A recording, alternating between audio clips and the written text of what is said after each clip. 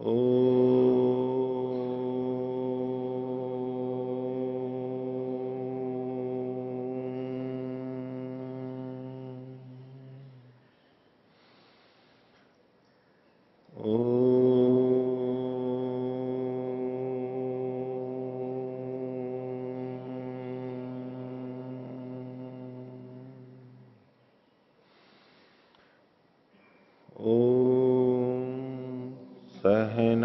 सहनावतु सहनौ भुनक्तु सह वीर्यं कर्वावहै तेजस्विनावतीतमस्तु मा विद्विषावहै। ओम शांति शांति शांति।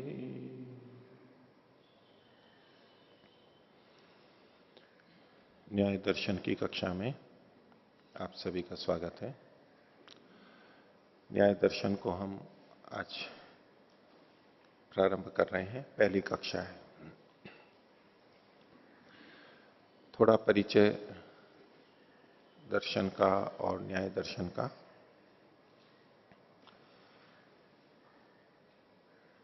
इस न्याय दर्शन को जिसे हम पढ़ रहे हैं वो वैदिक 6 दर्शनों में से एक दर्शन है। वेद और वेदानुकूल ग्रंथों के अनुसार इस दर्शन की और 6 दर्शनों की रचना की गई। वेदों में परमपिता परमात्मा ने हम मनुष्यों के लिए ज्ञान प्रदान किया। बिना ज्ञान के हम कुछ कर नहीं सकते, जीवन नहीं जी सकते। अलग अलग स्तर पर हमारे छोटे कार्य, बड़े कार्य, वे सब ज्ञान के आधार पर होते हैं। तो परमात्मा ने हमें वेद ज्ञान दिया और उसके बाद वेद को पढ़ करके ऋषियों ने वेदानुकूल और बातें वेद से निकाल के उसको विस्तार करके विषय अनुसार कुछ व्यवस्थित करके भिन्न भिन्न ग्रंथों में हमें प्रदान की। और वो बहुत पुरानी परंपरा जो भी बची हुई है वो आज भी हमारे पास उपलब्ध है। तो वैदिक 6 दर्शन, जिनमें पूर्व मीमांसा, उत्तर मीमांसा, ये 2 इकट्ठे लेते हैं क्योंकि दोनों मीमांसा करते हैं, विवेचना करते हैं। 2 हैं सांख्य और योग, सांख्य दर्शन और योग दर्शन। ये मुख्य रूप से आध्यात्मिक विषयों पर केंद्रित हैं, व्यवहार पक्ष और सिद्धांत पक्ष। और शेष 2 दर्शन बचे, न्याय दर्शन और वैशेषिक दर्शन। ये लगभग एक धरातल पे बात करते हैं। तो न्याय दर्शन जिसे हम पढ़ना चाह रहे हैं उसका मुख्य विषय है प्रमाण। प्रमाण जिससे कि हम जानते हैं। प्रमाण का मतलब जिससे हम जानते हैं उसे प्रमाण कहते हैं। हम बचपन से ही बहुत चीजों को जानते हैं, बहुत तरीके से जानते हैं। जब से हम पैदा हुए, पैदा होते ही हमें बाह्य वातावरण का स्पर्श हुआ, प्रकाश, आंखों से देखना, गंध, शब्द, ये सब कुछ गर्भ में भी करते हैं, कुछ बाकी बाहर आकर के। तो हमारी 5 ज्ञानेंद्रियां हमें ज्ञान कराती हैं, शब्द, स्पर्श, रूप, रस, गंध, विविध वस्तुओं का। हम द्रव्यों को जानते हैं, हम क्रियाओं को जानते हैं, द्रव्यों में स्थित उनके गुणों को जानते हैं। और ये बचपन से ही प्रारंभ हो गया था, जन्म लेते ही। परमात्मा की व्यवस्था ही ऐसी है कि कोई भी जन्म लेगा तो उसकी इंद्रियां सक्रिय हो जाती हैं और वो जानने लगता है। तो जिससे जाना जाता है उसको प्रमाण कहते हैं। और न्याय दर्शन का विषय है प्रमाण। तो जान तो हम बचपन से ही रहे हैं, और उसके बाद जैसे जैसे हम बड़े होते गए, भाषा को समझते गए, संकेतों को समझते गए, तो हमारे बड़ों ने, माता पिता ने, भाई बहन ने, दादा दादी ने, अध्यापकों ने बोल करके भी बताया, समझाया, हमने पढ़ा, और ऐसे बहुत चीजें हमने जानी, और आज तक हम जानते चले आ रहे हैं। तो हम जब जान रहे हैं, इसका मतलब है प्रमाण का प्रयोग कर रहे हैं। प्रमाण उसे कहते हैं जिससे जाना जाता है, और यदि हम जान रहे हैं, इसका मतलब है कि हम प्रमाण का प्रयोग कर रहे हैं, और समस्त मनुष्य इसका प्रयोग कर रहे हैं, सभी करते हैं और व्यापक रूप से करते हैं, प्रतिदिन करते हैं, और एक तरह से कहें तो कम से कम जगते हुए हम प्रतिक्षण कुछ न कुछ जान रहे होते हैं। बाहर से जान रहे होते हैं, नहीं तो अंदर से भी हम चिंतन मनन के द्वारा कुछ निश्चय कर रहे होते हैं, जान रहे होते हैं। तो ये जानने की प्रक्रिया इतनी व्यापक है, चलती ही रहती है। हम नया नया जानते रहते हैं, हमारे ज्ञान में परिवर्तन, संशोधन होता रहता है, बदलाव आता रहता है, और उसके अनुसार हमारे कर्म भी बदलते रहते हैं। तो जिस कार्य को हम बचपन से, जन्म लेते ही स्वभावतः भी और सिखाने से भी करते चले आ रहे हैं, करते चले आ रहे हैं, हमारा बहुत अभ्यास है, तो प्रमाणों का इतना उपयोग करते हुए हम चलते चले आ रहे हैं, फिर भी क्या हमारे को प्रमाणों को जानने की आवश्यकता है? जिस ग्रंथ को हम पढ़ने जा रहे हैं वो प्रमाणों पर मुख्य केंद्रित है। प्रमाण क्या होते हैं, ठीक ठीक कैसे जाना जाता है? तो हम सब जान रहे हैं, फिर भी हमें ये दर्शन पढ़ना है, तो क्यों? अब देखिए, ज्ञान तो हम सब रहे हैं बचपन से, लेकिन क्या हम सबका ज्ञान एक जैसा है? एक जैसे से मतलब दो दृष्टि से।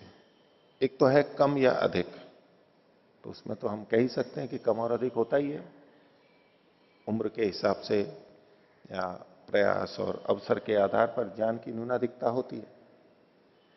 लेकिन दूसरी दृष्टि से क्या हमारा ज्ञान एक जैसा है, अर्थात उसमें परस्पर विरोध नहीं है क्या? बहुत सारी चीजें हम जानते हैं, लेकिन एक ही वस्तु के बारे में दो व्यक्तियों के दृष्टिकोण अलग अलग होते हैं, हो सकते हैं। दो व्यक्तियों के लिए, दो क्रियाओं के लिए, गुणों के लिए, कि ठीक है या नहीं है। कोई उसको ठीक कहता है, कोई उसको ठीक नहीं कहता है।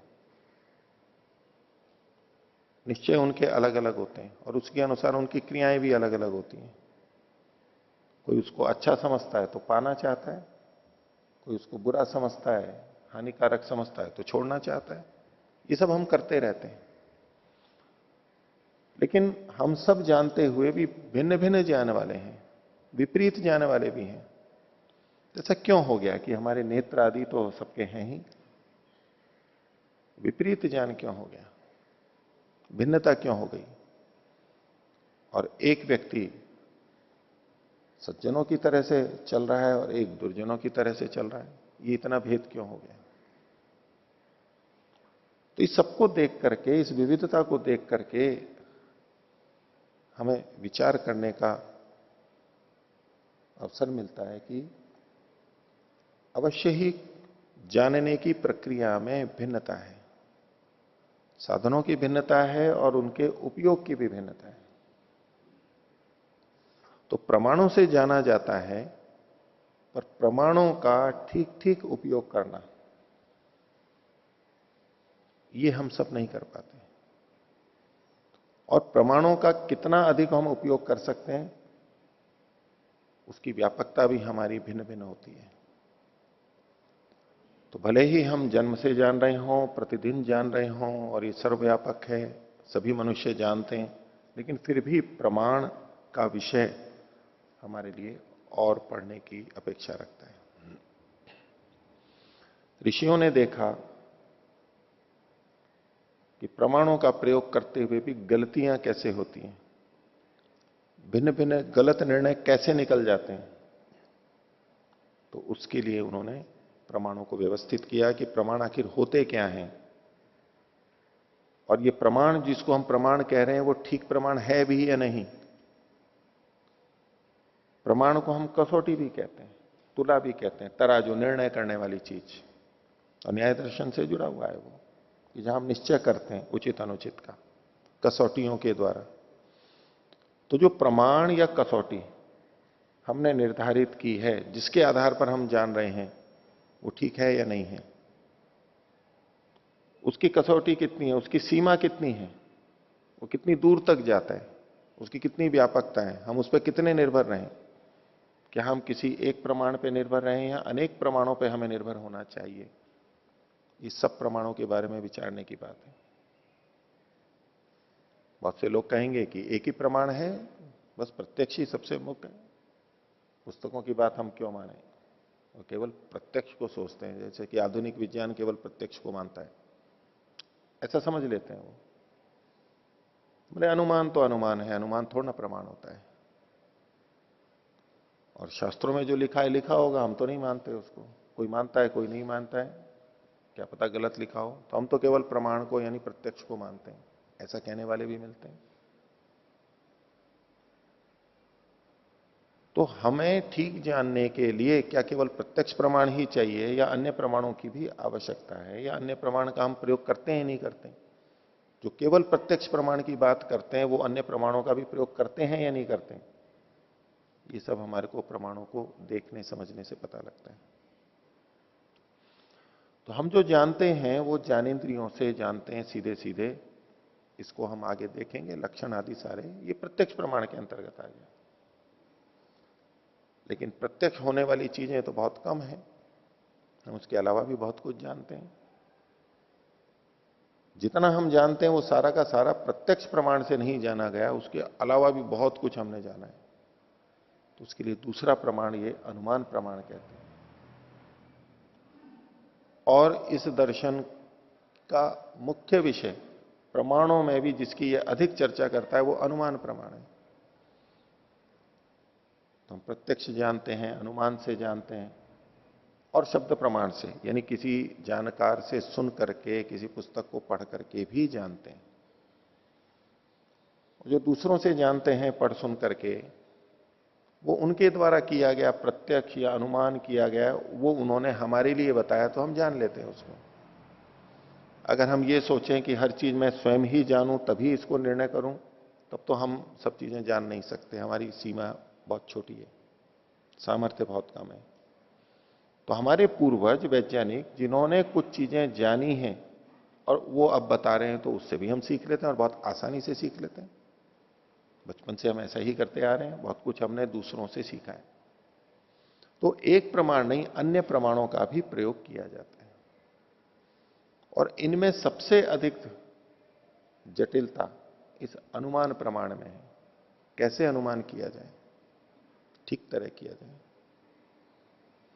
जब हम शब्द प्रमाण से जानते हैं, यानी दूसरों का सुन करके पढ़ करके जानते हैं, तो दूसरा व्यक्ति ठीक कह रहा है या नहीं कह रहा है हमें कैसे पता लगे, उसकी भी विवेचना करनी होती है।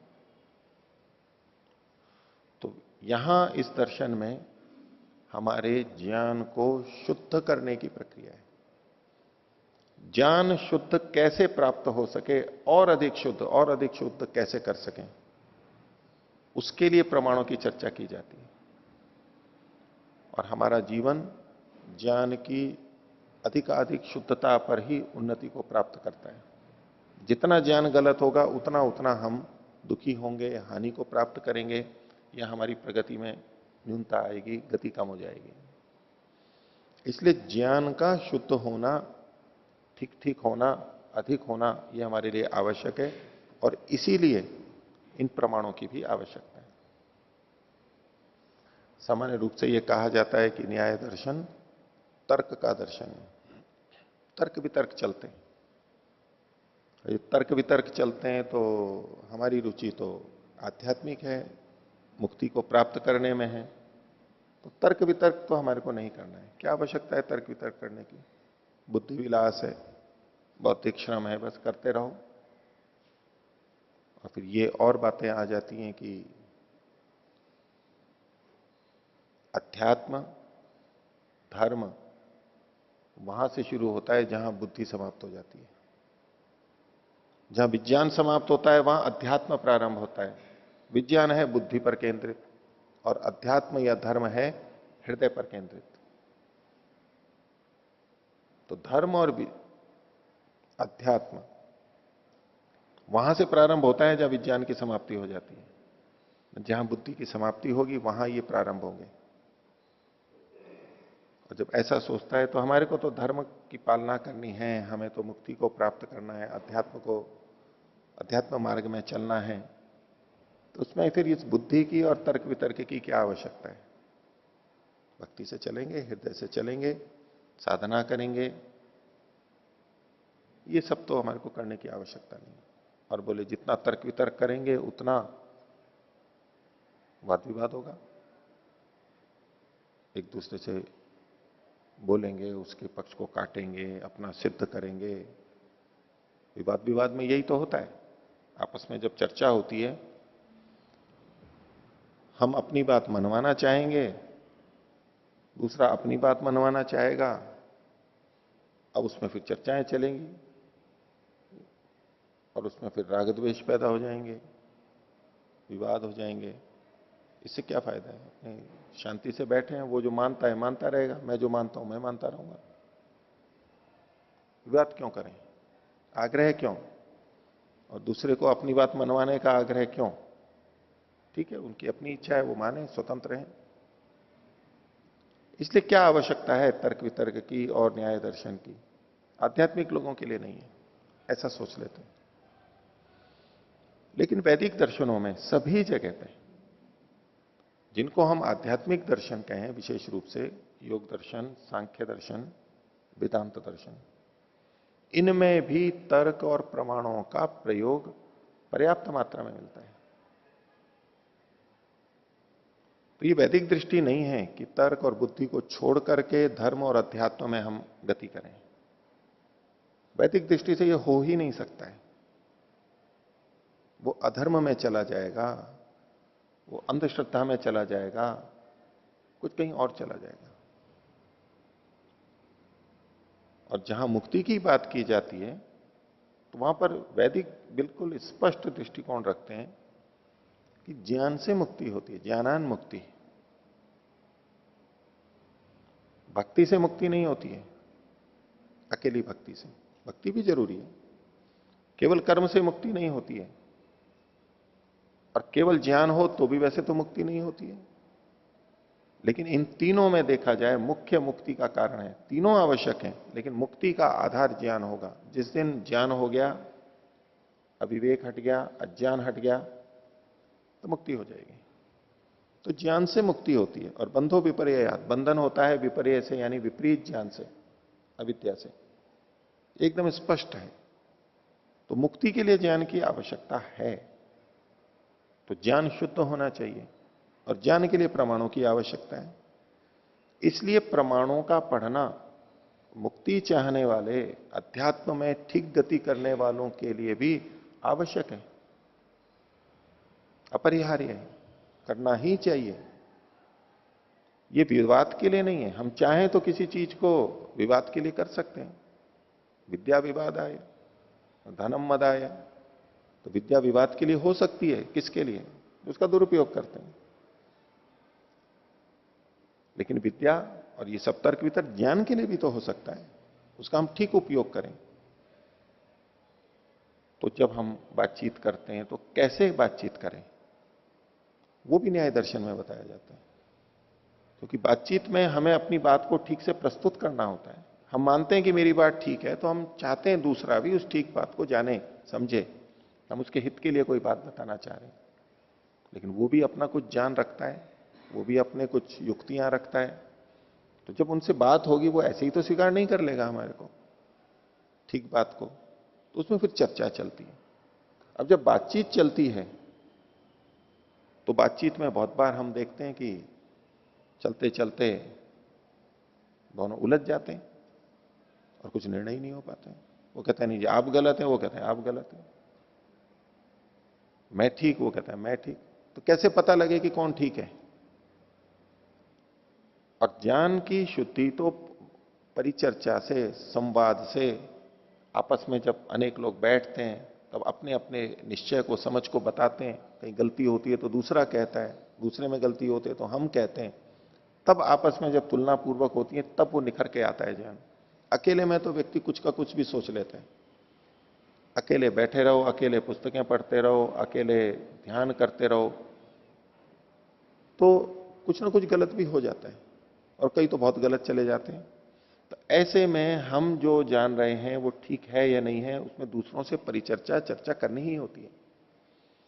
और उसमें ठीक तरह से कैसे चर्चा हो, सरलता से हो और हम निर्णय तक पहुंच सकें, तो उसके लिए प्रक्रिया है, वो भी यहां पर बताई गई है। ये सब ज्ञान की प्रक्रिया है। तो ज्ञान की शुद्धता अध्यात्म के लिए, मुक्ति के लिए आवश्यक है और इसलिए प्रमाण को भी समझना आवश्यक है। हमें दुरुपयोग नहीं करना है इसका। और धर्म को चाहने वाला, जो धर्म को पूर्वक जीना चाहता है, तो शुद्ध रूप से तभी कर सकता है जब इन प्रमाणों से ठीक ठीक जानता हो। और इसके संकेत हमारे शास्त्रों में सभी जगह, भिन्न भिन्न जगहों पर मिलते ही रहते हैं।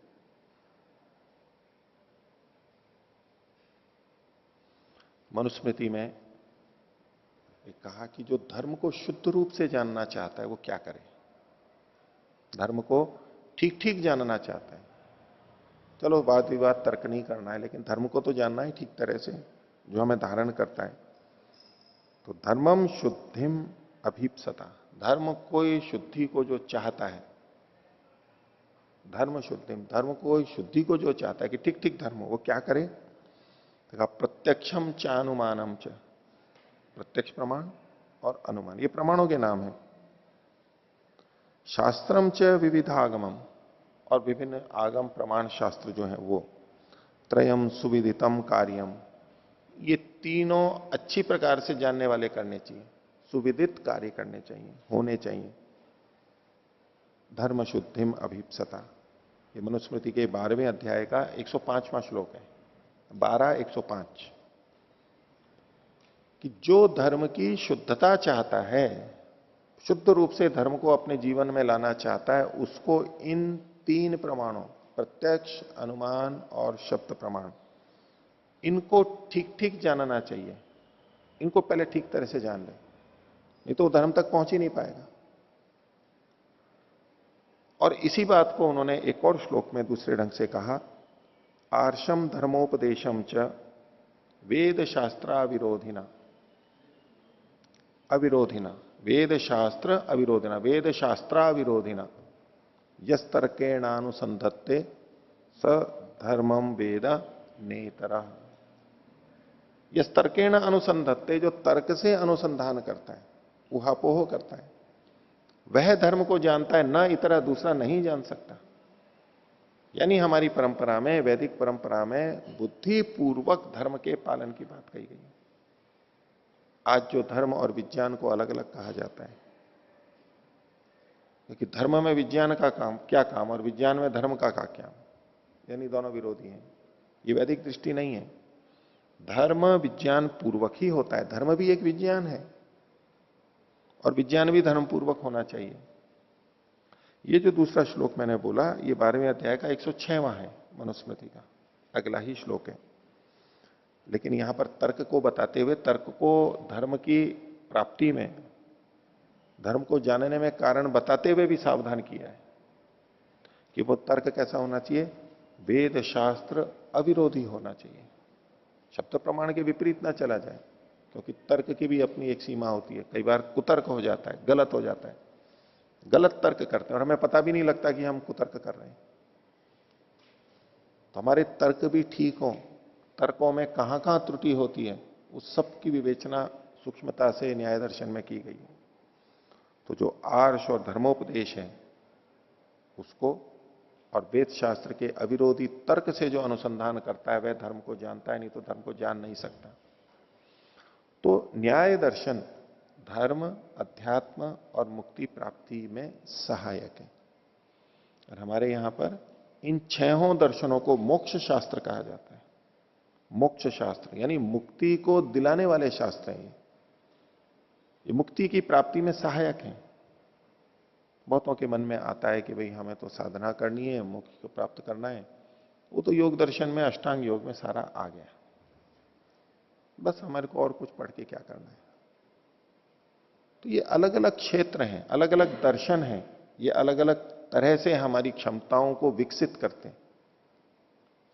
तो न्याय दर्शन एक मौलिक ग्रंथ कि हमारे जानने को, हम ठीक जान रहे हैं नहीं जान रहे हैं, हम ठीक सोच रहे हैं नहीं सोच रहे हैं, इसके बारे में विस्तार से चर्चा करते हैं। तो एक तो है नया जानना, वो हमारा ठीक हो, और दूसरा जो हमने जाना है, जान चुके हैं, वो हमारा ठीक है या नहीं है, उसका पता कैसे लगेगा, वो भी इन प्रमाणों से लगेगा। हमने जो जाना है अब तक, न्याय दर्शन पढ़ने के बाद, प्रमाणों को पढ़ने के बाद में हम उसका विश्लेषण कर सकेंगे और उसमें कहां गलतियां होंगी उसको ठीक कर लेंगे। तो ये तो अपने लिए हुआ कि हम ठीक जान सकेंगे और जो जाना हुआ है उसको ठीक कर सकेंगे, और कहां उसमें गलतियां हो गई, जानने में कहां गलती होती है ये जानेंगे, और जो जान रखा है उसमें कहां गलती हो गई वो भी हम पकड़ेंगे। और ऐसे ही दूसरा व्यक्ति जब हमारे को बता रहा है कोई बात, तो जब हम प्रमाणों को जानते हैं तो उसी समय हमारे को समझ आ जाती है कि ये ठीक है या गलत है। अभ्यास होता है तो हम उसी समय करते चले जाते हैं, और नहीं तो हम बाद में विवेचना कर लेते हैं। तो दूसरे से जो हमारे पास ज्ञान प्राप्त हो रहा है वो ठीक है या नहीं है, ये कौन निर्धारित करेगा, कैसे हम तय करें। तो अगर हमारे पास प्रमाण हैं, हम सोचना जानते हैं प्रमाणों के अनुसार, तो ठीक ठीक चीज लेंगे, गलत चीज को रोक देंगे। भाई जैसे चलनी होती है, हम ठीक ठीक चीज ले लेते हैं, गलत चीज को हटा देते हैं। तो दुनिया में न जाने कितने जानने समझने वाले हैं, अलग अलग दृष्टिकोण रखने वाले हैं, अपने अपने ढंग से उन्होंने जाना है, और उनसे हमारा संपर्क लगातार बना रहता है। और आजकल जो प्रसार माध्यम है उनसे तो बहुत अधिक रहता है। दूरदर्शन हो, आकाशवाणी हो, इंटरनेट हो, और न जाने कितने साधन आजकल तरह तरह के हैं। बहुत अधिक जानकारियां, सूचनाएं हमारे को उपलब्ध हैं। सब हम जान नहीं सकते, लेकिन जो हमारे पास आ रहा है उसको थोड़ा छानबीन तो कर सकते हैं। हम बाजार में कोई छोटी मोटी चीज भी लेने जाते हैं तो देख के लेते हैं कि ठीक है या नहीं है, लेकिन हमारे को पहचान भी तो होनी चाहिए, तभी तो हम ठीक गलत का निर्णय कर सकेंगे। तो ऐसे ही जो ज्ञान बाहर से हमारे पास आता है, दूसरे देते हैं, वो ठीक है या नहीं है, हम ये लें या ना लें, ये तो हमारा अपना ही कर्तव्य है। दूसरे ने अपने ढंग से कुछ भी कह दिया, हमने ले लिया और हम कहेंगे उसने गलत दे दिया। भाई हमने क्यों गलत लिया? किसी व्यक्ति ने हमको ठग लिया, दूसरी गलत चीज दे दी, भाई हम क्यों ठगे गए, हमने क्यों नहीं ध्यान रखा लेते समय? हमारा भी तो दायित्व बनता है। उसने जो गलत किया तो किया, जाने अनजाने में, हमारा भी तो दायित्व बनता है। तो वो हम अपने दायित्व को पूरा कर सकें, ठीक ठीक समझ सकें, उसके लिए ये न्याय दर्शन है। और दूसरे व्यक्ति ने जो गलती पकड़ रखी है उसको हम बता सकें। पहली बात तो उसकी गलती को पकड़ सकें कि ये यहां ऐसे गलत निर्णय पर जा रहा है, इसलिए जा रहा है वो। नहीं तो कई बार हमें पता रहता है कि ये गलत है, लेकिन क्यों गलत है ये हमें पता नहीं रहता, क्यों का पता नहीं लगता है। तो न्याय दर्शन से ये पता लग जाता है कि अच्छा यहां इस कारण से गलती है, ये चीज गलत है। और जब हमें कारण पता लगता है तो हम दूसरे को बता भी सकते हैं, देखो आप में इस कारण से आपकी बात ठीक नहीं है। नहीं तो गलत समझते हुए भी हम उसको समझा नहीं सकते, हम समझ रहे हैं गलत है, लेकिन उसको बता नहीं सकते कि ये इसलिए गलत है। तो न्याय दर्शन के पढ़ने से हमारी ये क्षमता विकसित होती है। तो न्याय जिससे कि हम ठीक ठीक जानते हैं, सत्य असत्य का निर्णय करते हैं। तो न्याय शब्द है तो नीयते प्राप्यते, नीय प्रापणे धातु होती है, प्राप्त करना। कुछ भी जो हम प्राप्त करते हैं, विशेष रूप से ज्ञान, और चूंकि ज्ञान के आधार पर ही हम वस्तु और कर्मों का भी निर्णय करते हैं, इसलिए उनकी भी प्राप्ति यहां पर गृहीत हो सकती है। तो न्याय क्या है? नीयते प्राप्यते विवक्षितार्थ सिद्धि, जो हमारा विवक्षित प्रयोजन है, अर्थ है, जिसको चाहते हैं उसकी सिद्धि, अनेन इति न्याय, जिसके द्वारा विवक्षित अर्थ की प्राप्ति होती है, जो हम चाहते हैं वो हमारे को मिलता है, मिल सकता है, उसको न्याय कहते हैं। और वैसे न्याय और न्यायालय हम ये बात करते ही हैं, वहां प्रमाणों पे चर्चा करती है, सत्य असत्य का निर्णय होता है। न्याय दर्शन में सत्य असत्य का निर्णय होता है। तो प्रमाणों का प्रयोग, सत्य असत्य का निर्णय, उसके बाद में अंत में क्या चीज आती है कि हम ठीक चीज को प्राप्त करें, जिसके द्वारा हम ठीक ठीक जान सकते हैं, बस वही न्याय है। प्रमाणों के द्वारा किसी की परीक्षा करना, यह न्याय है, ये न्याय दर्शन। जिस न्याय दर्शन को हम पढ़ने जा रहे हैं, ये न्याय दर्शन प्राच्य न्याय दर्शन है। समाज में दो तरह से न्याय दर्शन प्रचलित है। एक नव्य न्याय, नव्य का मतलब है नवीन न्याय, नया, बाद वाला। और एक है प्राचीन न्याय, प्राच्य न्याय। तो कभी जब आप पढ़ते हैं, आप कहें जी न्याय दर्शन पढ़ रहे हैं, तो अगर दूसरी परंपरा में जाएंगे जहां न्याय दर्शन पठन पाठन होता है, तो प्राय करके वो नव्य न्याय ही पढ़ते हैं। तो आप न्याय कहेंगे तो वो समझेंगे नव्य न्याय पढ़ें, वो उसी तरह आपसे बात करेंगे। तो कभी आपको प्रस्तुत करना हो, बताना हो, न्याय पढ़ते हैं तो स्पष्ट करना चाहिए कि हम जो मूल न्याय दर्शन है, इनके रचयिता गौतम मुनि, उनके द्वारा रचित जो है, और उसका भाष्य, टीका, संस्कृत की टीका व्याख्या जो है वो वात्स्यायन ऋषि की है, उसको पढ़ने वाले हैं। ये प्राच्य न्याय है। और इसके आधार पर फिर और चीजें विकसित हुई, उसको बहुत विस्तार दिया गया, चर्चाएं हुई, भाषा की भी जटिलता हो गई, वो नव्य न्याय के अंतर्गत आता है। और उसमें बहुत समय लगता है, बहुत परिश्रम करते हैं लोग बात। हम यहां पर प्राच्य न्याय करेंगे, जो हमारे के लिए आवश्यक है वो इसमें पर्याप्त मिल जाता है। और फिर आगे व्यक्ति की बुद्धि होती है, उसका कितना प्रयोग करता है, व्याख्या करता है। तो गौतम ऋषि के द्वारा इसका निर्माण किया गया सूत्र रचना।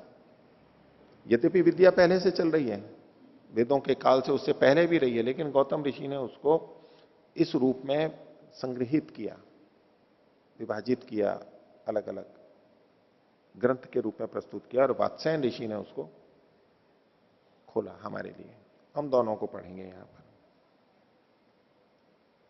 गौतम शब्द भी, यद्यपि बहुत सारे गौतम माने जाते हैं, जो भी हैं, लेकिन गौतम शब्द में भी उनका शायद ये नाम उपनाम रहा होगा, अनवर्थ संज्ञा उनके लिए, क्योंकि न्याय दर्शन ज्ञान का दर्शन है। तो गो तमह, गो मतलब कहते हैं इंद्रियों को, तो गाय उसके लिए संस्कृत में कहते हैं गो भी ही, इंद्रियों के द्वारा, ज्ञान के द्वारा। ध्वस्तम तमो यस्य, जिसका तम ध्वस्त हो गया है, वो गो तमह। जिसने अपने इंद्रियों के द्वारा अपने तम को, अंधकार को, अविद्या को ध्वस्त कर दिया है, हटा दिया है, उसका नाम है गौतम। यानी ज्ञान का ठीक प्रयोग, प्रमाणों को ठीक प्रयोग करके जिसने ज्ञान को प्राप्त किया है। और इनके व्याख्याकार जो वात्स्यायन है, वो वत्स नाम के कोई व्यक्ति पहले हुए, उनके कुछ कुल परंपरा में गोत्रापत्य वात्स्यायन, वत्स, वत्स कोई ऋषि हुए, और उनकी परंपरा में पौत्रादि और उसके आगे के उस परंपरा में जो उत्पन्न हुए, उनको कहते हैं वात्स्यायन, उस गोत्र वाले।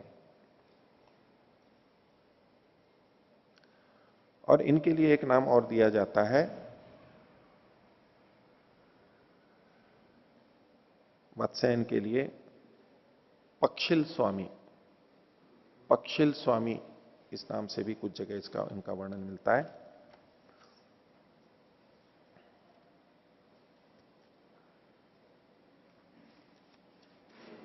और इन्होंने अंत में भी वैसे तो गौतम ऋषि के लिए अंत में अक्षपाद शब्द दिया है। अक्षपाद, अक्षम अस्ति पादे यस्य, जिसके पैर में आंख है। दूसरे ढंग से कहते हैं, एक जो पैर, पाद मतलब तो पैर होता है, तो पदी कहो या पादे कहो, दोनों हो सकता है। पदोह कहो या पादयो कहो, अक्षिणी यस्य, जिसके पैर में आंखें। पैर में आंखें का क्या मतलब हुआ? पैर, आंखें तो ऊपर ही होती है, पैर में तो आंखें किसके होंगी, लेकिन जिसके पैर में आंखें हैं, एक आता है ना, दृष्टि पूतम न्यसेत पादम, पैर कैसे रखना चाहिए, आंख से पवित्र करके, यानी देख करके पैर रखना चाहिए। तो एक तो हम अपनी इन आंखों से दूर से देखते हैं फिर पैर रखते हैं, और यदि किसी के पैर में भी आंख हो तो वो कैसे देख करके रखेगा, हमारी अपेक्षा अधिक अच्छी तरह देख सकेगा ना, होती नहीं है। लेकिन ये किस बात का प्रतीक है कि जो व्यक्ति अपने एक एक कदम को खूब सोच समझ के जान करके रख रहा है, ऐसा व्यक्ति ध्यान से चल रहा है, तो एक कदम कदम फूंक फूंक करके रख रहा है, एक एक कदम फूंक फूंक करके रख रहा है। फूंक फूंक के कैसे, कोई कंकर हो वो हो, तो फूंक करके उसको हटा करके साफ करके रख रहा है। तो वो बहुत समझ करके सब काम करते थे, ऐसा व्यक्ति जो हर चीज जान जान के करता है। इनके नाम भी हैं, इस दृष्टि से रखे गए हैं। तो ये जो न्याय दर्शन हम पढ़ रहे हैं, इसमें कुल 5 अध्याय हैं, और प्रत्येक अध्याय में 2-2 आन्निक है, प्रथम आन्निक और द्वितीय आन्निक। आहनिक,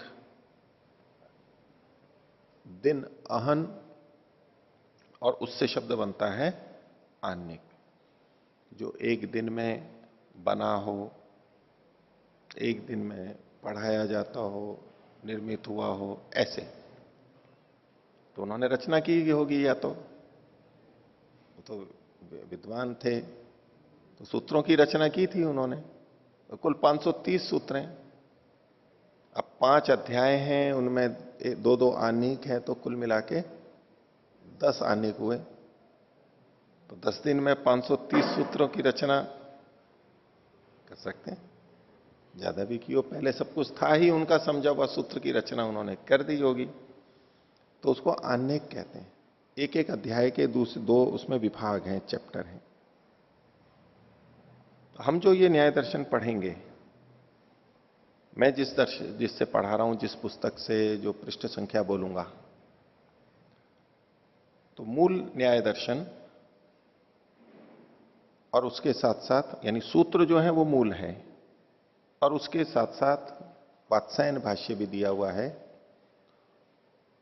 और उसकी हिंदी में टीका ढूंढीराज जी की, और ये चौखंबा से छपी हुई है, बनारस से मिल सकती है, दिल्ली में भी मिल सकती है।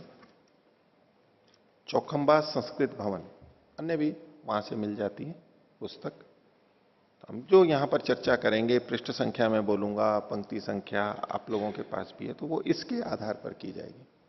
यही पुस्तक होगी तो आपको आसानी रहेगी, नहीं तो और भी कहीं सूत्र के आधार पर भी पकड़ सकते हैं।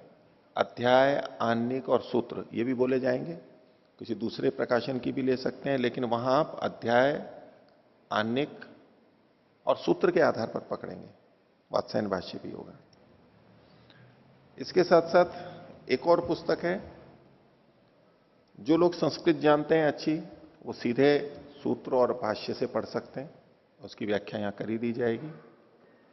लेकिन जो संस्कृत नहीं जानते हैं, लेकिन न्याय दर्शन के विषय को समझना चाहते हैं, वो इस पुस्तक को न लेकर के, यदि इसको भी दूसरी पुस्तक है न्याय दर्शन, आचार्य उदयवीर जी शास्त्री की, उनकी व्याख्या है, उसमें वात्सायन के अनुसार, वात्सायन भाष्य के अनुसार भी इन्होंने व्याख्या की है और अन्य भी की है।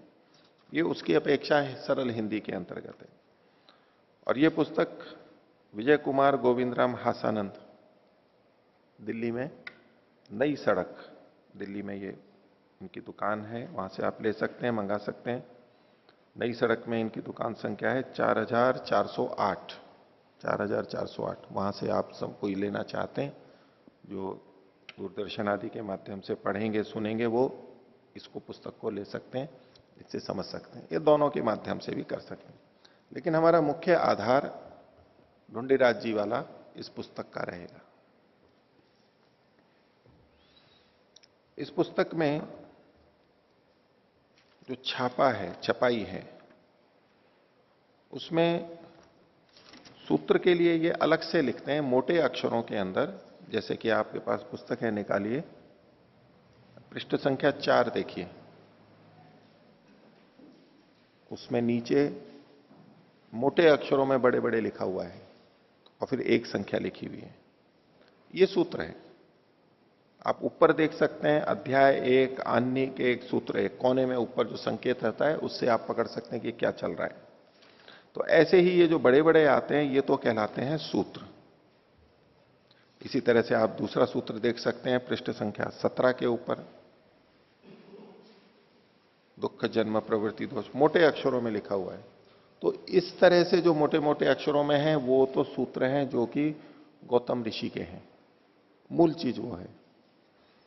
अब उसके अलावा जो अन्य है वो व्याख्या है। उसमें भी आपको दो तरह के छापे मिलेंगे। जैसे कि आप प्रारंभ में ही निकालिए, प्रथम पृष्ठ पे जहां न्याय दर्शन प्रारंभ हो रहा है, संस्कृत वाला भाग, उसमें जो एक पंक्ति लिखी हुई है, तो भाष्य में दो चीजें मिलती है। एक वार्तिक मिलते हैं, उस थोड़े सूत्र जैसे कह सकते हैं, और फिर उसकी व्याख्या है। आपको मैं दूसरे उसमें बताऊं, पृष्ठ संख्या आप लीजिए 3 निकालिए।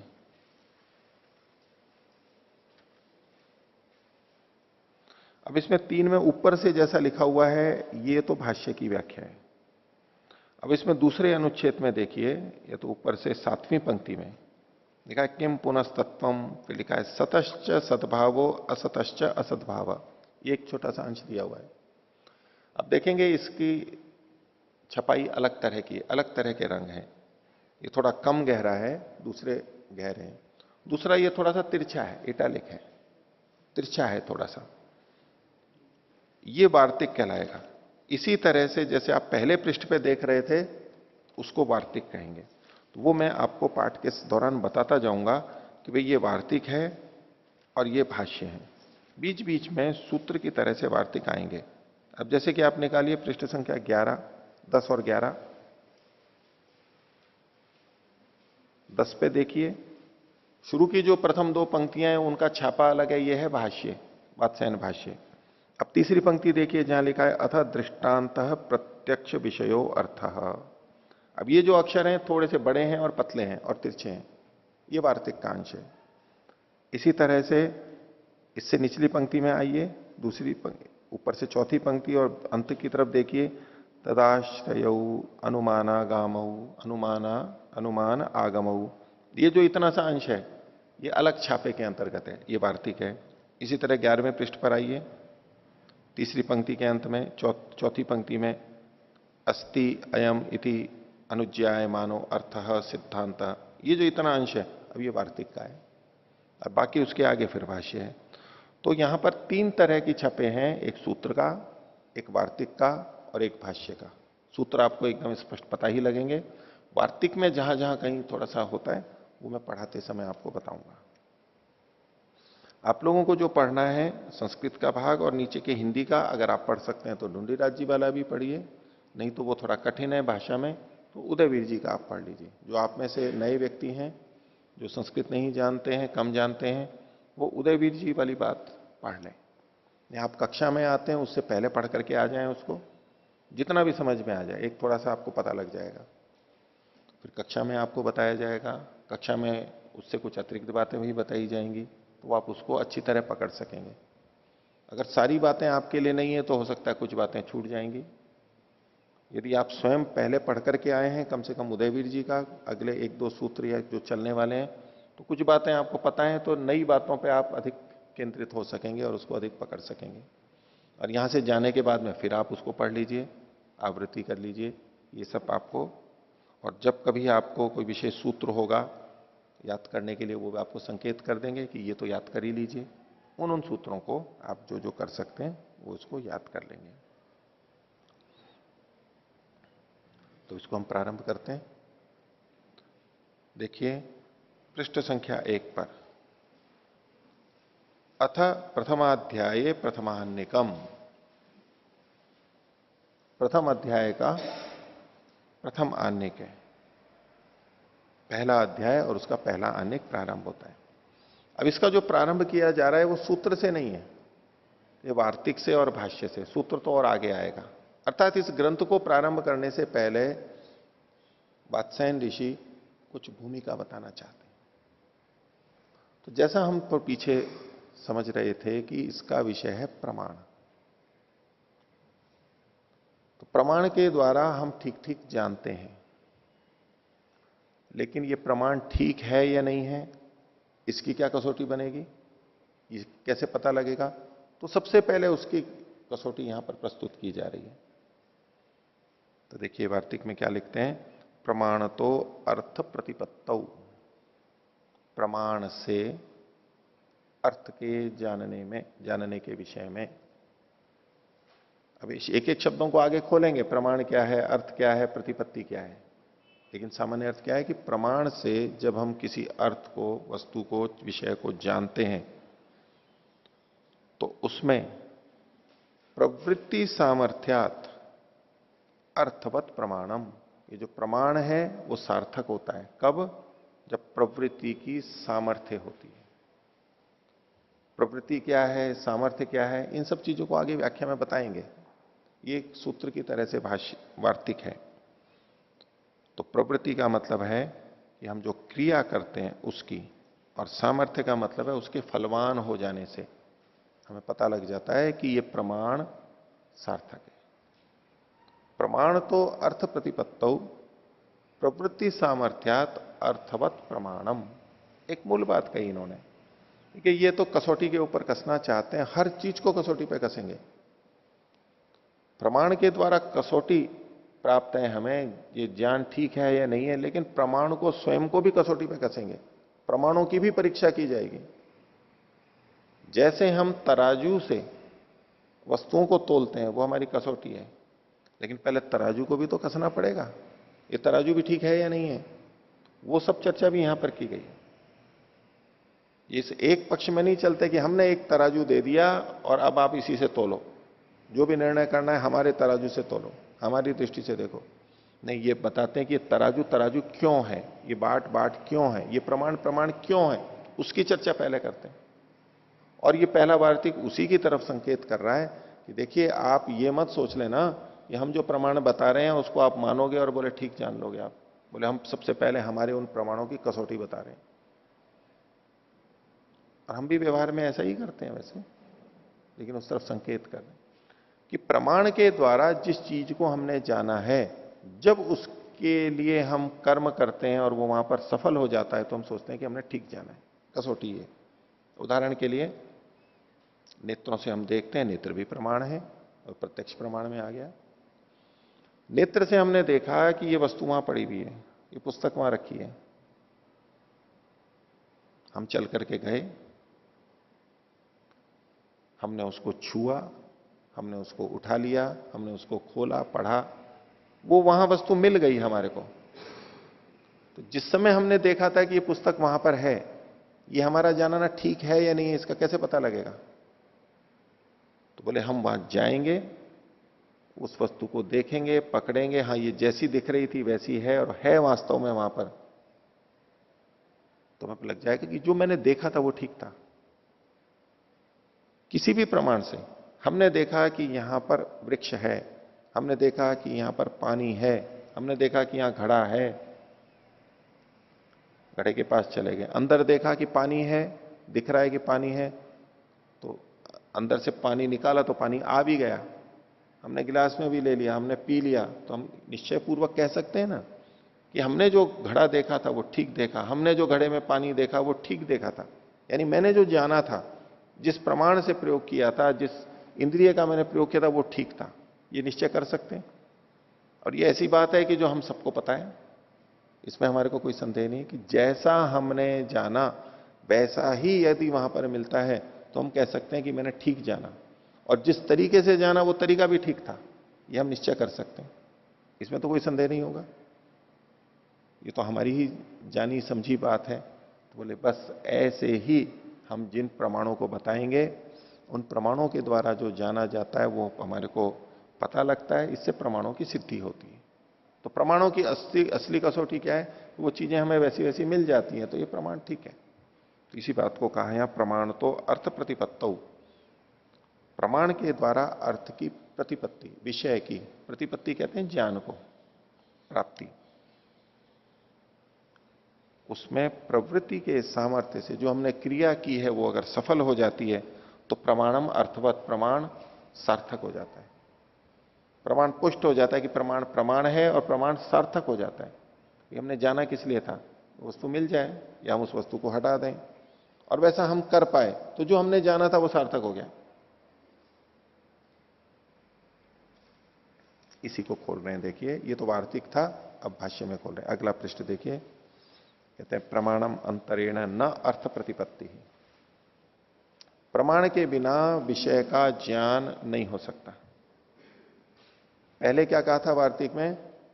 प्रमाण तो अर्थ प्रतिपत्तो, प्रमाण से जो विषयों का ज्ञान हो जाए तो प्रमाण से विषयों का ज्ञान, वस्तुओं का ज्ञान, तो कह रहे हैं कि प्रमाण के बिना किसी वस्तु का ज्ञान ही नहीं हो सकता, कभी नहीं हो सकता।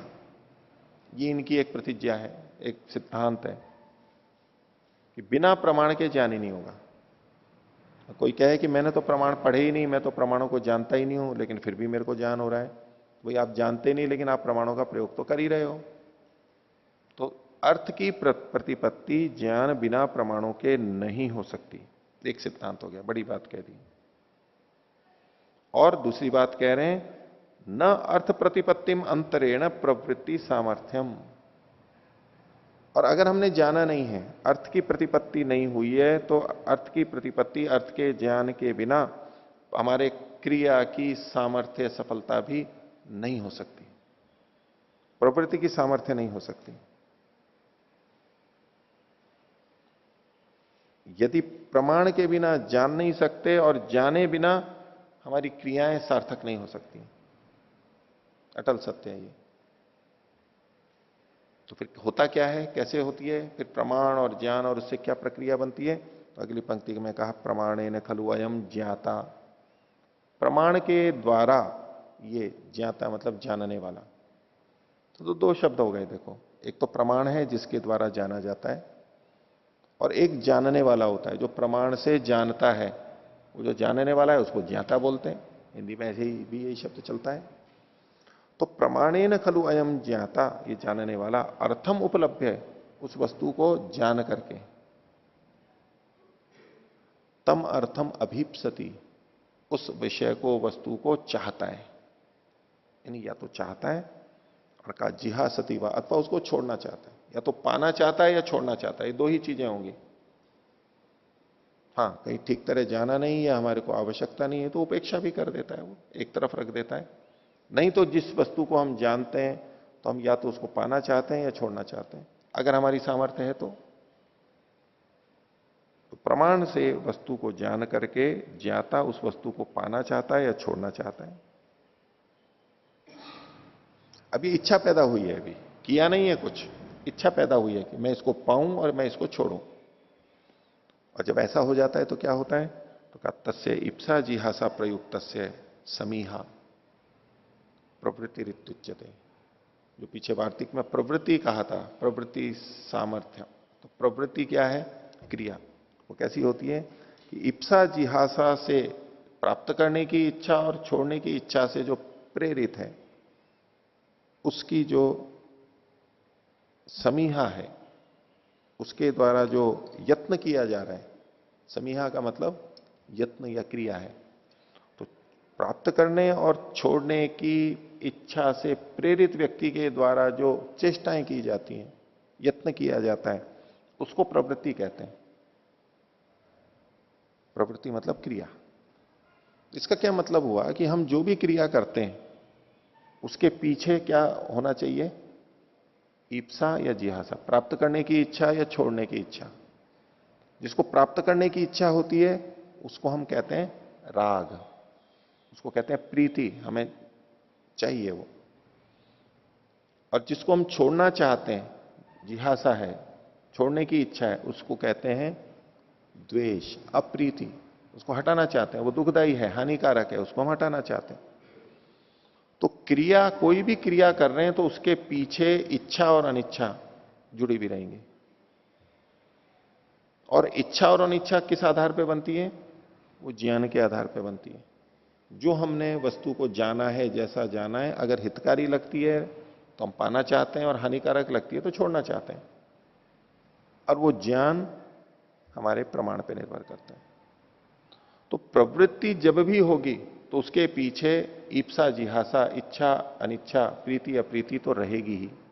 और प्रीति और अप्रीति यूं ही नहीं हो जाती, उसके पीछे कुछ ज्ञान काम कर रहा है। एक व्यक्ति को उसमें प्रीति है, दूसरे व्यक्ति को उसमें प्रीति नहीं है, अप्रीति है। रोगी व्यक्ति को कड़वी औषधि में भी प्रीति है, वो लेना चाहता है। और दूसरा बच्चा है, उसको पता नहीं है, उसको कड़वी लग रही है, तो वो छोड़ना चाहता है उसको। तो एक ही वस्तु को कोई लेना चाहता है, कोई छोड़ना चाहता है, उसका कारण क्या है? एक व्यक्ति ले रहा है और एक व्यक्ति नहीं ले रहा है, उसमें कारण क्या है? क्योंकि उनकी इच्छाएं अलग अलग हैं। और इच्छाएं अलग अलग क्यों हैं? क्योंकि उनका ज्ञान अलग अलग है। तो तस्य ईप्सा जिहासा प्रयुक्त से समीहा प्रवृत्ति इत्युच्यते, उसको प्रवृत्ति कहते हैं। और पीछे जो वार्तिक में कहा था प्रवृत्ति सामर्थ्यात, तो दूसरा शब्द था वहां सामर्थ्य।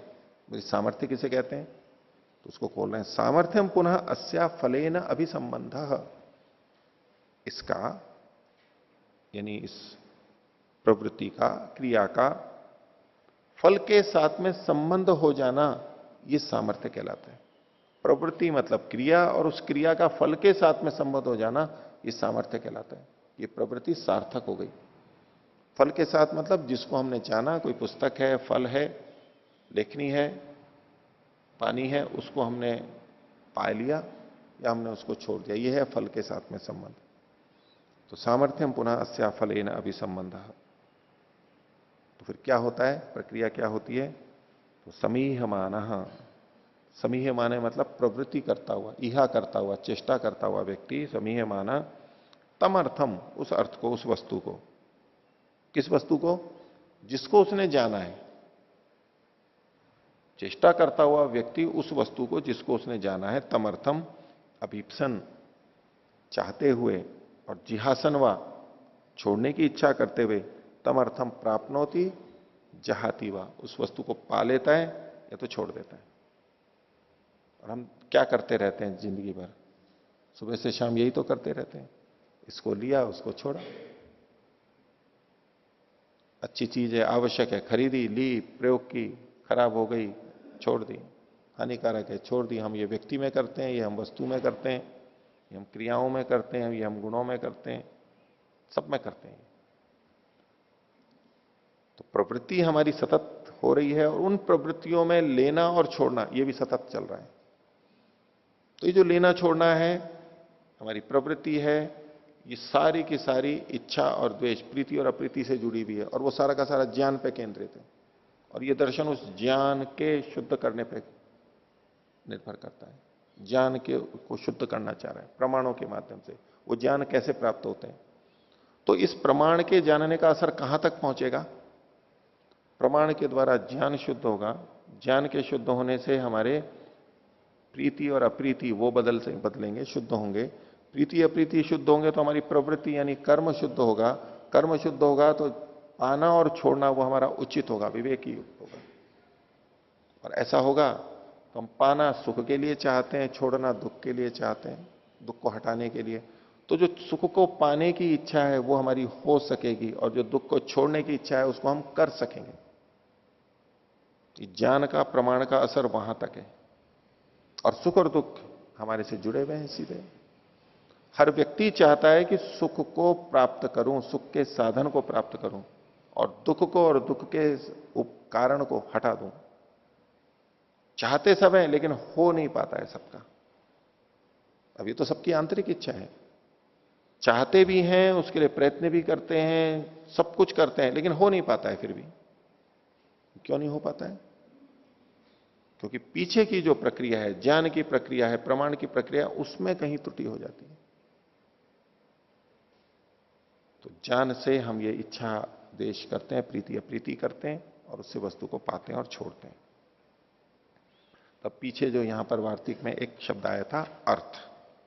प्रमाण तो अर्थ प्रतिपत्तो, वस्तु को हम जानते हैं।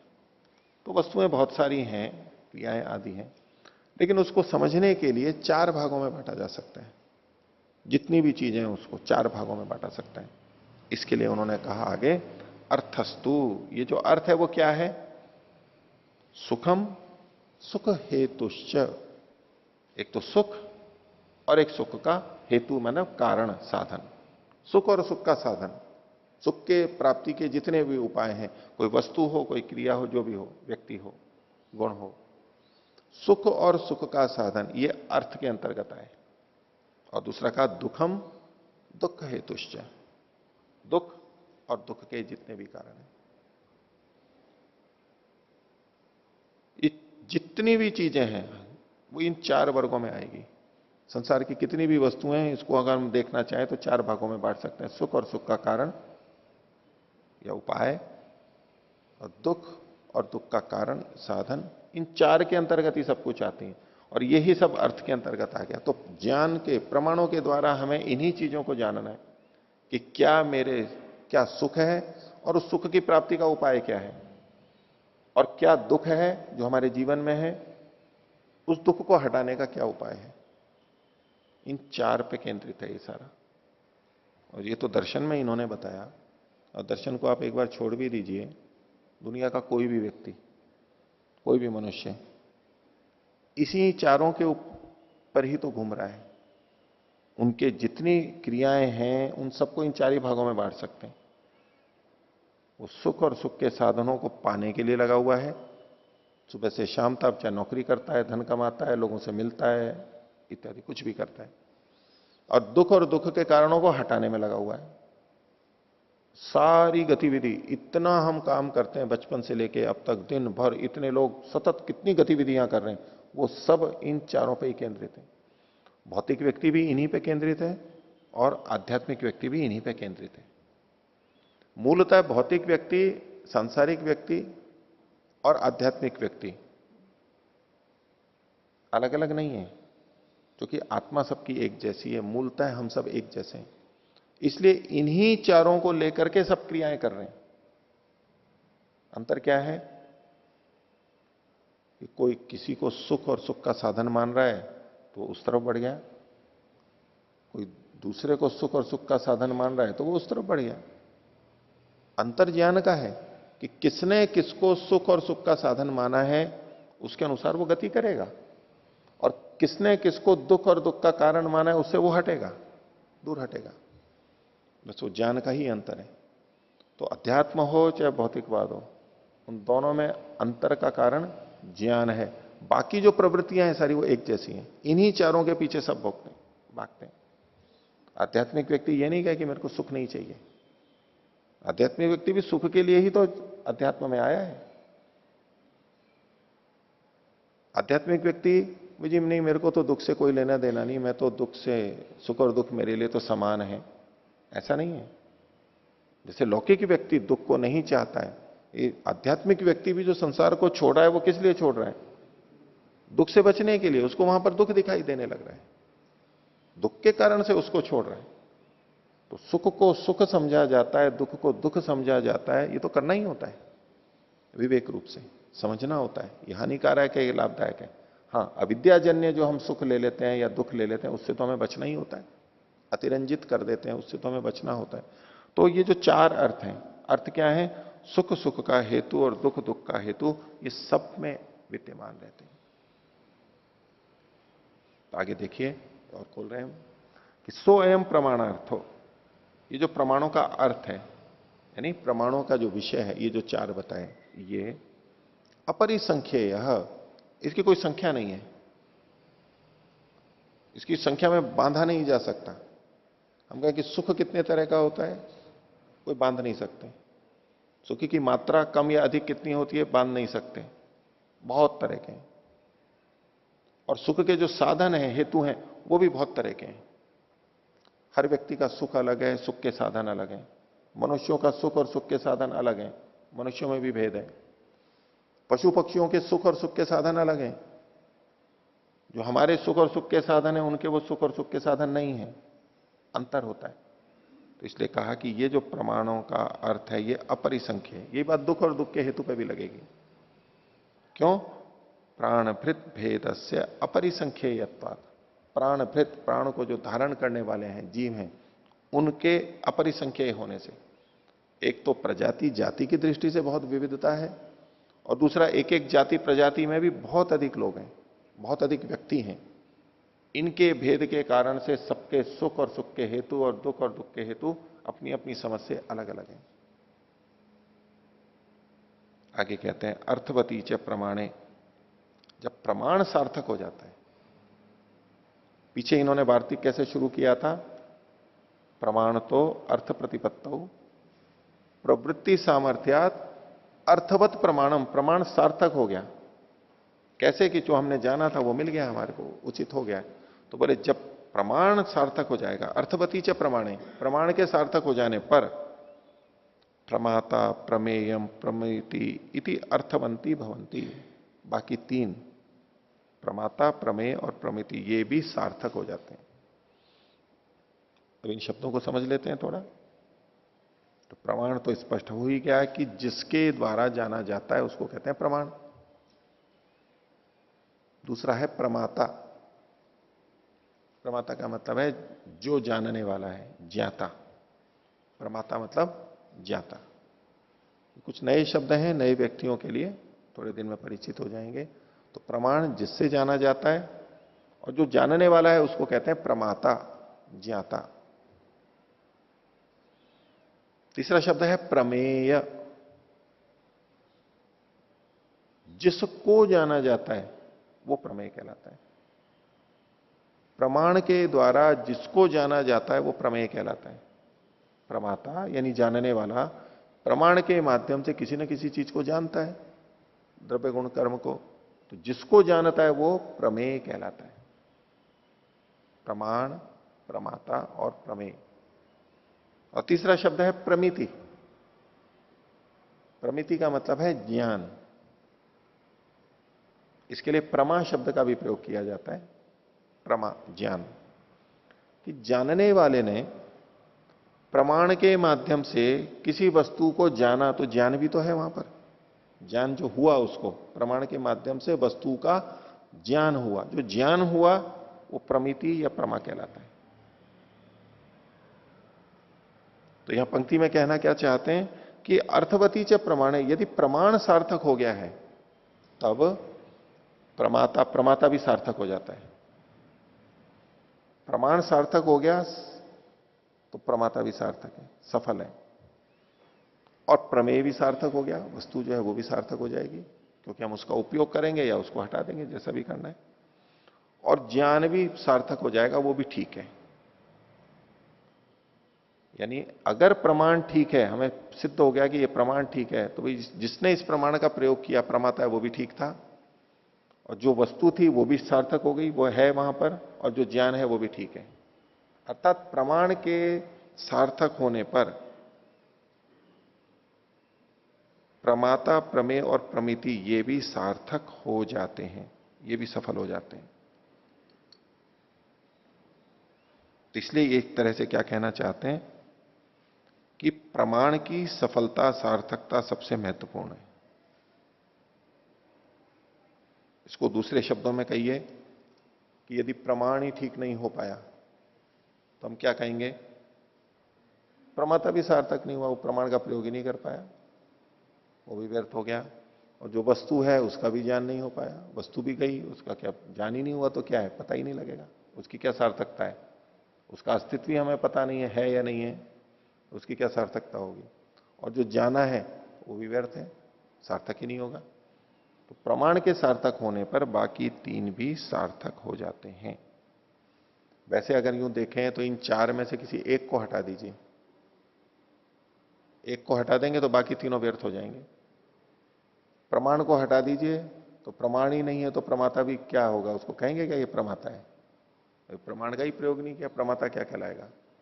और अगर कहें भी तो बिना प्रमाण के वो क्या प्रमाता।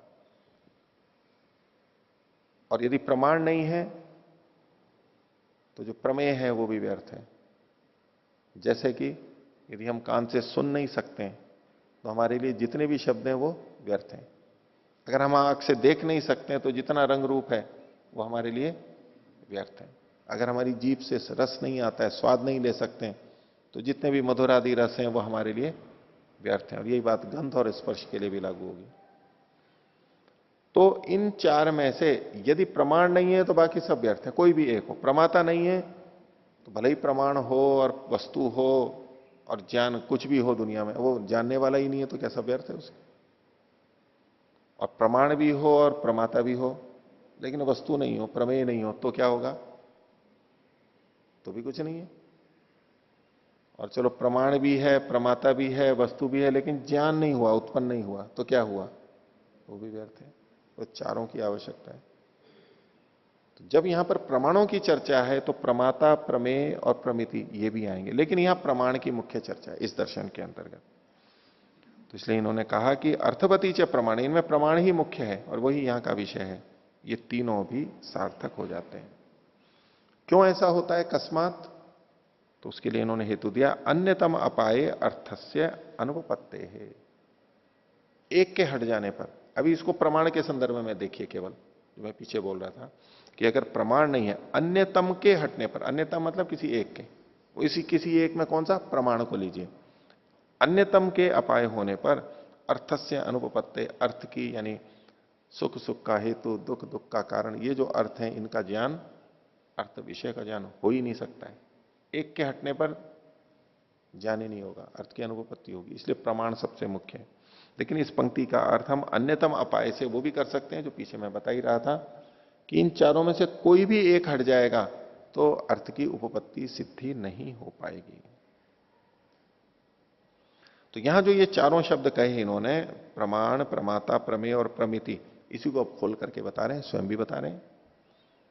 तो कहा तत्र ईप्सा जिहासा प्रयुक्त प्रवृत्ति ही सब प्रमाता, जिसकी इप्सा और जिहासा से प्रयुक्त, प्रेरित, इप्सा मतलब पाने की इच्छा और जिहासा मतलब छोड़ने की इच्छा से प्रेरित होकर के जिसकी प्रवृत्ति होती है, जो कर्म करता है, उसको क्या कहते हैं? सब प्रमाता, उसको जानने वाला कहते हैं। जानने वाला कौन है? जो प्रीति और अप्रीति से प्रेरित होकर के, इच्छा से प्रेरित होकर कुछ कर्म करने लगे, उसको प्रमाता कहते हैं, ज्ञाता कहते हैं। उल्टा कर लो अगर यूं, किसी ने जान तो लिया है, जिसको हम जानना कहते हैं, सामान्य सूचना तो ले ली, लेकिन उसके मन में कोई प्रीति अप्रीति उत्पन्न नहीं हुई और उसने कोई कर्म भी नहीं किया,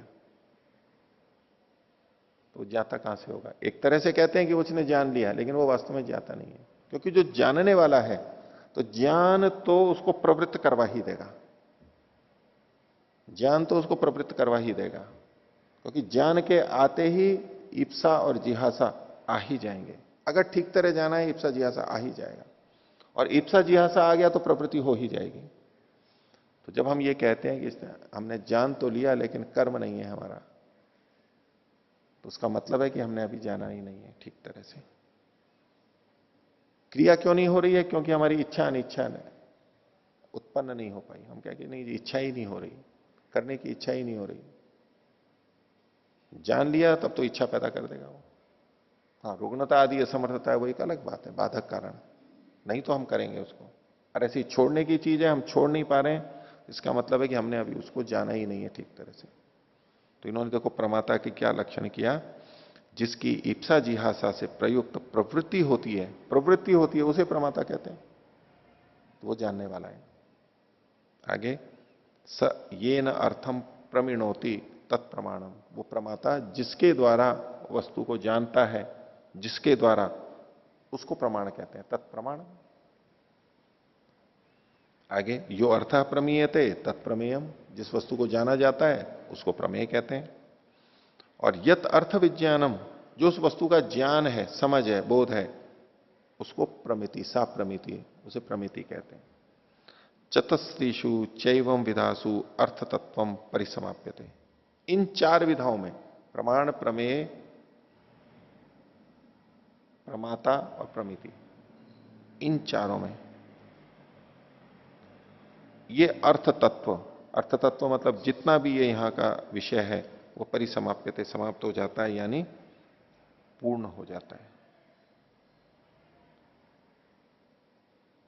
ये जो चार हों, इन चार के होने पर ही सारा अर्थ तत्व, यानी जितनी भी वस्तुएं हैं, जो भी वर्गीकृत ऊपर किए गए, उन सब, वो सब के सब परिसमाप्यते, परिसमाप्यते मतलब प्राप्यते, परिसम आप्यते, प्राप्त करना, अच्छी तरह से वो प्राप्त कर लिया जाता है इन चार के होने पर ही, नहीं तो नहीं जाता है।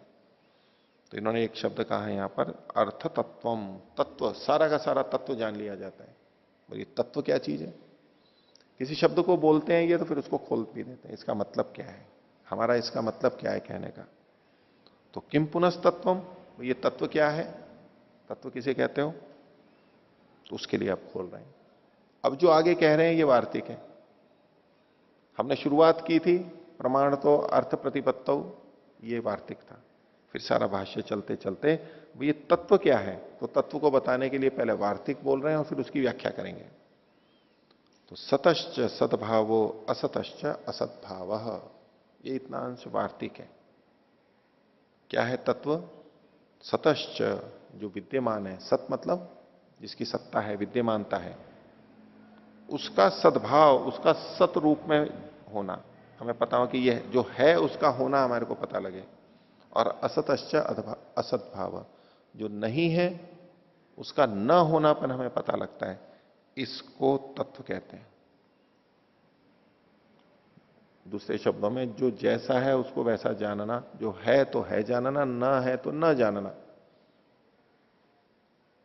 दूसरे शब्दों में जो चीज जैसी है उसको वैसा कहना, ये तत्व है। नहीं है तो नहीं कहना, ये भी तत्व है। तो ये जो सारा अर्थ तत्व है, ठीक ठीक है, वो इन चारों के अंतर्गत समाप्त हो जाता है, इसी से ही सारा का सारा होता है।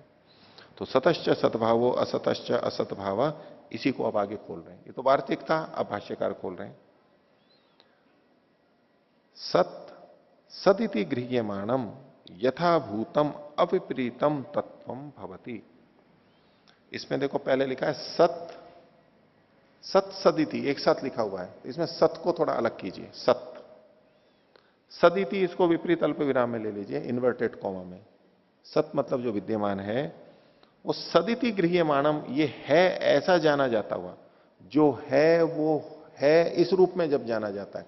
सत सदिति गृह्यमाणम, जो सत है यानी वस्तु, और वो वस्तु के होने रूप में जब जाना जाता है, तो सत सदिति गृह्यमाणम यथाभूतम, जैसा वो है वैसा, अविपरीतम, जैसा है उसके भिन्न नहीं होना चाहिए, उल्टा नहीं होना चाहिए, वो तत्वम भवति, उसको तत्व कहते हैं। ये जो ज्ञान, जब ज्ञान ऐसा होता है तो उसको कहते हैं कि ये तत्व ज्ञान है, ठीक ठीक ज्ञान है। और असत के लिए इसके विपरीत कहा, बिल्कुल इसी शैली में, असच्च असदिति गृह्यमाणम।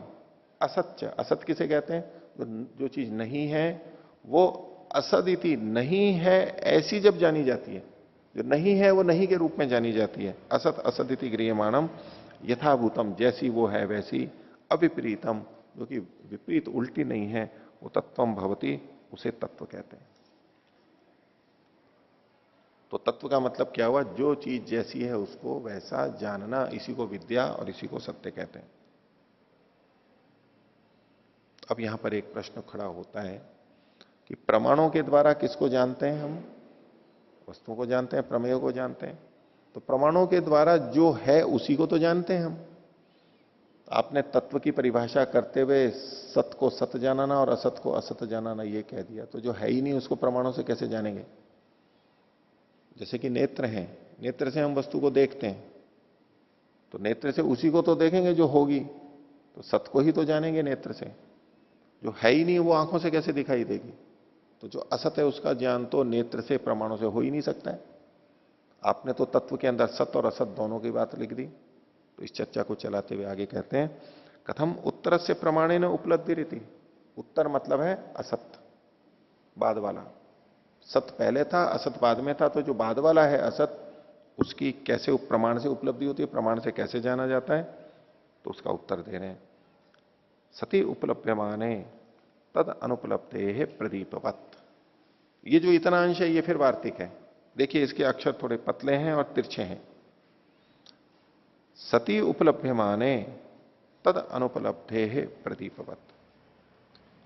तो सती, सत के यानी सत्तात्मक के उपलब्ध होने पर, जो सत्तात्मक होती है वो हमारे को उपलब्ध होती है, और तद अनुपलब्ध है, उसके असत्ता के अनुपलब्ध होने पर, कैसे? प्रदीप के समान। बोले प्रमाण से सत और असत दोनों का ज्ञान होता है। जैसे दीपक से भी, अंधेरा हो तो दीपक कमरे में विद्यमान जो सत्तात्मक चीजें हैं उनका भी ज्ञान करा देता है, ये चीजें हैं इस कमरे में। और कोई वो चीज जो कमरे में नहीं है, वो कहें, हम कहें कि भाई ये चीज है क्या कमरे में, इस कमरे में गाय है क्या, बोले नहीं है। ये किसने जनाया? ये भी दीपक ने जना दिया, क्योंकि जो चीज थी उसको जना दिया और जो चीज नहीं थी वो किसने जनाया? वो भी तो दीपक ने ही जनाया, क्योंकि उसने बता दिया कि ये नहीं है, वो अभाव के रूप में, असत के रूप में दिखाई दे रही है, यहां नहीं है। ये इसका ज्ञान भी प्रदीप से ही होता है। तो ऐसे ही प्रमाण के द्वारा विद्यमान वस्तु का भी ज्ञान करा दिया जाता है और जो नहीं है उसका भी ज्ञान करा दिया जाता है। इसी को खोल रहे हैं आगे। यथा दर्शकेन दीपेन दृश्यते, जिस प्रकार दर्शक का मतलब है दिखाने वाला, यहां पर दर्शक का मतलब एक होता है कि देखने वाला, यहां पर दर्शक का मतलब क्या है? दिखाने वाला। दिखाने वाले दीपक के द्वारा दृश्य गृह्यमाणे, जो देखने योग्य वस्तु है उसको जब हम ग्रहण करते हैं, ऐसा होने पर तदिव, उसी के समान, तदवत, यह न गृह्यते, जिसका ज्ञान नहीं होता है, तन्नास्ति, वो नहीं है। जिसका ज्ञान होता है वो है और जिसका ज्ञान नहीं होता है वो नहीं है। ये एक निर्णय कर लेते हैं। क्यों ऐसा हम सोच लेते हैं? तो उसके लिए कहा, यदि अभविष्यत इदमिव व्यज्ञास्यता, अगर वो होती तो इसके समान वो भी पता लग जाती। जो चीजें दिख रही हैं उसके समान जो चीज नहीं है उसका कैसे पता लगा? यदि होती तो वो भी ऐसे ही दिख जाती जैसे कि ये और चीजें दिख रही हैं। ये रूपवान चीजों के लिए बात है, सब पे नहीं घटाना यहां पर, रूपवान चीजों के लिए है। रूपवान चीजों में से जो है वो दिख रही हैं और जो नहीं नहीं दिख रही हैं वो नहीं है। कैसे पता लगा? कि यदि होती तो दिख जाती। विज्ञाना भावात नास्ती, और चूंकि उसका ज्ञान नहीं हो रहा है इसलिए हम पता लगा लेते हैं वो नहीं है यहां पर। एवं प्रमाणे न सती गृह्यमाणे तदिव यह न गृह्यते तन्नास्ति। इसी प्रकार प्रमाण के होने पर, प्रमाण में, प्रमाण के द्वारा विद्यमान के ज्ञान होने पर उसी के समान जो नहीं होता है वह नहीं है, यह निश्चय हो जाता है। यदि अभविष्यत इदम एवं विज्ञास्यते, अगर होती तो वैसे ही दिख जाती। विज्ञानाभावात नास्ती थी, क्योंकि उसका ज्ञान नहीं हो रहा है इसलिए वो यहां पर नहीं है। तदेवं सतः प्रकाशकम प्रमाणम असदपि प्रकाशयती थी, इसलिए जो प्रमाण है वो विद्यमान का ज्ञान कराते हुए साथ में जो अविद्यमान है उसका भी ज्ञान करा देता है। तो प्रमाण सत का ज्ञान कराता है तो प्रमाण असत का भी ज्ञान कराता है। किसी वस्तु की विद्यमानता को भी बताता है तो किसी वस्तु की अविद्यमानता को भी वही बता देता है। और तत्व दोनों में विद्यमान है, दोनों में होते हुए है ये ठीक जानना, नहीं है उसको नहीं जानना, ये भी तत्व है। दोनों ही तरह से तत्व है। तो ये इन्होंने प्रमाण के बारे में कुछ बातें भूमिका के रूप में बताई। उसके आगे फिर हम पहला सूत्र आगे देखेंगे। आज का पाठ इतना ही रखते हैं। प्रणव ध्वनि। ओ